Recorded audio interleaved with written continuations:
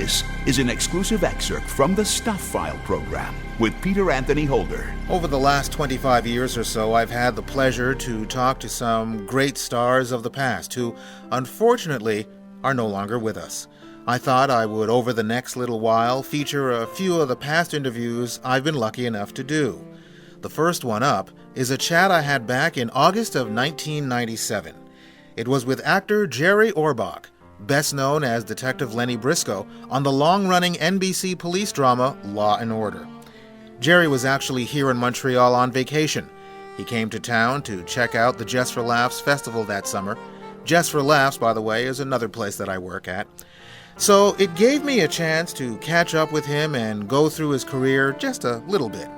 I caught up with him at the bar of the Delta Hotel, which for years was sort of the nerve center for those participating in the festival. Here's part of that interview now. The show was a great success in NBC. It's been on for quite a few years now, and the ironic thing about the show is, unlike a lot of shows that are on for a long time, it actually seems to be getting better with age. It seems to be getting better and getting more popular. It's amazing. I don't know exactly what it is. I think the writing's been strong, and I think some of the cast changes have kept it fresh in a lot of ways. We certainly try very, very hard to keep the quality up, and God bless them. More and more people are watching. Now, you've had a long, illustrious career. You've done a lot of things in television and in films and on Broadway stage. And talking about television just for a moment, you shoot Law & Order in New York. Is that a different set of rules, a different pace than shooting in traditional Los Angeles areas where most of the studios are? Yes. Several things about New York make it different. One is the pace. The pace is enormously fast. The other is the background of New York City itself. And also the talent pool of the actors that we draw on as our character people. If you look at something like NYPD Blue, which I love Dennis Franz and Jimmy Smits, they're terrific. But you see what they do is they walk down a New York street and then they turn and walk into a building. And once they're inside the building, they're in Los Angeles. Or they drive, we call them drive-ups and walk-ins. So they'll shoot a week's worth of those, and they've got their New York background for the season. But they don't have the New York actors that we get off the street almost, the gritty look of some people. It's kind of, it's hard to say, but there's an ethnicity about it, too. If we have a Puerto Rican drug dealer, and they have a Puerto Rican drug dealer, this is really a Mexican, because it's L.A., it's just, everything's a little different. But New York is the greatest backdrop in the world, Now, as an actor, when you're working on location, is it also a different situation? I mean, I would assume in L.A. everything shoots in L.A., and they're used to seeing crews on the road, and they're kind of blasé about it. But it's not as an everyday occurrence in New York, even though you guys have been there for quite a few years, and other shows like New York Undercover have been there for a few years. Well, actually, New Yorkers are pretty used to filming on the streets, and they tend to be cooperative, although we've had people walk right between us on the sidewalk in the middle of a take, that are completely unaware of what's going on. But in general, Benjamin Bratt, he calls me the king because, it's not that I know everybody in New York, but I've been there a long time, and any neighborhood we go into, the restaurateurs and the shopkeepers and everybody, oh, Jerry, how you doing? And it's sort of the world is at your feet, It's a very pleasant way to work. Well, some of your greatest success came on Broadway. Well, my big breakthrough was the original Fantastics. I originated El Gallo in the Fantastics, and I did Carnival, Promises, Chicago, 42nd Street, some major musicals. So in doing Broadway, and you know the city very well, it seems like you always have to reinvent yourself in that some people know, Jerry Orbach, the singer, the guy who does Broadway musicals, the guy who does Disney cartoons, and there are those who know Jerry, the actor, and don't know the other Jerry. Maybe it's not good to be versatile. I don't know. Maybe I should just stay in one corner. But they pigeonhole you. They pigeonhole you in one place, and they say, "Oh, he's a song and dance man. He does musicals." Then I did a film called Prince of the City for Sidney Lumet, and I started doing cops and gangsters like FX and some other things like that. And they say, oh, he's a dramatic actor, he's not funny. Then I do some comedy, or Lumiere or something like that, and they say, oh, he's this and he's that. And at some point, I was the song and dance guy who they said, oh, well, he doesn't do straight acting. Then I was the dramatic heavy actor. They say, well, he's not funny. And then I was saying to another guy the other day, Bochco was doing a thing called Cop Rock, where the cops sang, and somebody suggested me for it. And they said, oh, we love his work. Does he sing? So you get from one pigeonhole to another. And you do. You have to keep reinventing yourself. In working in your career over, about 40 years, I guess, you've been doing this? If you were a casting agent and you said, I've got the perfect role for Jerry Orbach, what would that role be, knowing what your career has been for the last 4 decades? Well, if it was me, I'd say Rhett Butler in The New Gone with the Wind. I don't know. I mean, give me the best role you could think of. My thing has always been what we used to call just acting. They now call character acting. I just did a little movie with Al Pacino called Chinese Coffee, where I'm going to play I'll be doing something that nobody's ever seen me do, which I love. Is a raging intellectual who's extremely flowery language and bitter critic of writers and things that I've never done anything like, but that I'm capable of doing. Then that's the way I came up, the way I learned. I did Shakespeare, I did Chekhov and Ibsen and Shaw and everything. So that when I do one of these guys, if I do the guy off the street, if I'm doing sort of a Danny Aiello or whatever, that don't mean that's all what I can do, So that's fun for me, is to recreate myself and to do different characters, be different people.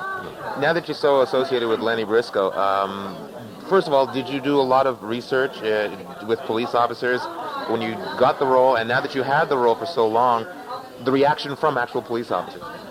I didn't do a lot of research when I got the role because I had done research for about 30 years. I've known a lot of detectives, a lot of cops, and of course, the reaction from them is probably the best part, the greatest reward for this type of show, where the cops on the street say, hey, keep making us look good, which is, to me, the highest form of flattery. Not too long ago, there was some controversy. I guess it's still ongoing, the whole situation with the ratings for television shows, the way they'll be rated for viewing. And I know that your producer, Dick Wolf, is one of the ones most adamant, and your network is behind him too, most adamant in not caving into some of the rules and regulations that people would like to see enforced on television and how they're going to be rated. How do you feel about the whole controversy?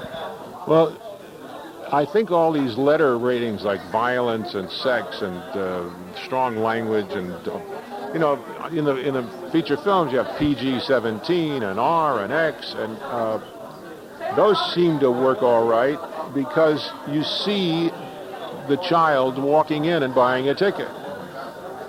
I came home one night many years ago when my older son was about 12 and he was watching the Blue Channel on cable. Well, I told him to turn it off.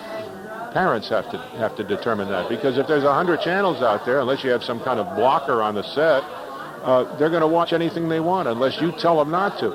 I don't think that the rating system is going to make a hell of a lot of difference in what the kids watch or what they want to watch. I think it's really up to the parents. I mean, if you see somebody's naked behind on NYPD Blue, which I don't really agree with, but okay, they do it now and then. Does that mean that everybody should turn that show off? That it's appealing to prurient interests? That it's obscene? I don't think so. I mean, I don't agree that they need it, but I also think that language can't really hurt you. Language can't hurt you if it's true to the way people really talk. I hate it when abusive language is used without a reason. But when somebody's angry or somebody has to express themselves the way they really do on the street, fine, it doesn't bother me at all. But I think you have to be a grown-up for that. And grown-ups have to watch what the kids watch. They have to tell them no. Getting back to your show, Law & Order, again, it's successful for so long, and there is a realism to it, there's a grit to it, but the one thing that I often hear about the show, and I'm sure I've heard in interviews with the actors too, is that you don't get much texture from the characters that play the roles. it's more the work and the case involved. Does that make it a little difficult from an actor's point of view? It does. I think it's not as rewarding for us in terms of Emmy nominations. We don't get to be very emotional. I try to inject some humor into the proceedings, and once in a while we get touched or moved by something when the scripts allow us to. But it is a little cut and dried. It's a little cut and dried, but that's the way police work is, and as long as we're true to it, basically we're saying, what color was the car, how many people were there, what time did he leave, did you ever hear them argue before, all those kind of questions. That's what we have to do. Otherwise, the damn thing is going to get mired down, and who did you sleep with last night, and, did you get drunk, and that's not what our show's about. We know a little bit about Lennie. We know that he's a recovering alcoholic. We know that he's been married several times. But since we don't know a lot about Lennie, do you as an actor have to create in your mind what Lennie's background is to play him? Or is that not even important? Oh, I create a background for him. And here's my wife now, who's in the background. Yeah, of course, Lennie has a background in my head, but only occasionally does it surface. Like when my daughter showed up last year, and she's going to show up again. There'll be some personal things sneaking their way in a little bit here and there. With the constant changes of the cast in that show, and it's gone through quite a few over the years, is it, well, let's look at it from 2 points of view. One, you came into the show not in the first year, but years later. Was it a warm welcome for you from the rest of the crew? And what's it like when someone new, now that you're a veteran on the show, comes on the program? It's a very warm welcome. They don't stand by and wait to see if they're going to like you or not. They want to like you, and they want to have you as it's a team. First of all, it's part of a team, and nobody's really just out for themselves, because if you are, you'll get buried. You'll get buried if you are. You've got to be helping each other out, and I had the warmest kind of welcome right from the beginning. That's the way it's got to be on something like this, where you work 12-hour days, and sometimes they go to 15, 16 on a Friday night sometimes. You better like each other. It is one of the best shows on television. Do you feel you're getting the amount of promotion your show deserves from the network? We never do. Of course not.